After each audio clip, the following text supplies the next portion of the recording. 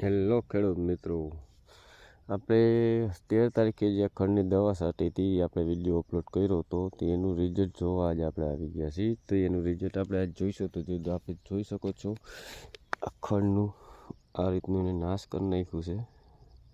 આ છે ખંડ, દેખો આ 13 તારીખે આપણે દવા છાંટી હતી. જો તમે જોઈ શકો છો આ ખંડની હાલત. એક હેમુરજી છે એને પીરું પાડીને ઊભું રાખી દીધું છે, એને કંઈ થયું નથી. તો આ ખડ નથી ભરતું, બાકી બીજું ખડ તો આમ જોઈ શકો છો શું હાલત એની થઈ ગઈ છે. જો